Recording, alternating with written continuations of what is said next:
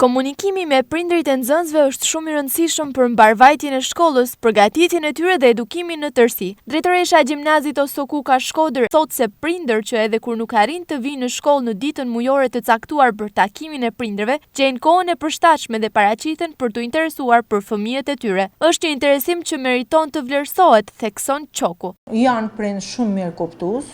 Kemi edhe raste se s'mund t'i mohojmë në një prind që me tamam fëmia është shpirti i çdo prindit, se për të jetojmë edhe punojmë, por duhet të jemi që t'i besojmë të dy palëve dhe t'i dëgjojmë të dy palët për me gjetë atë të mesmen për të mirën e fëmisë, tyne dhe të nxënësit tonë, sepse ne s'pari jemi prind, me tamam jemi edukator. Por unë dhe gjithë stafi këtë kena si motët tone, ne jena prind për ta. Dhe unë e konsideroj vetën dhe gjithë nxënësve ju tham, ne jena prind i dytë që ju kena adaptu ju, dhe nga ora 8 deri në orën 1 që marrën procesi mësimor, ju jeni në kujdesarin tonë.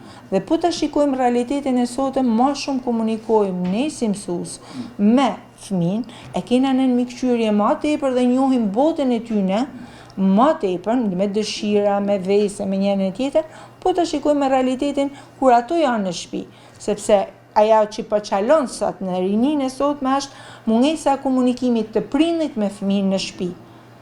Janë minuta të pakta që për arsye të ndryshme janë nëpër punë, janë arsye nga më të ndryshme. Natyrisht që ka pasur edhe probleme dhe nuk përjashtohet që edhe në të ardhmen mund të ketë nxënës që për një arsye apo një tjetër nuk i binden sa duhet rregullores së shkollës, por kur prindërit interesohen dhe janë pranë, atëherë edhe keqkuptimet te i kalohen, ndaj ajo ka këtë mesazh.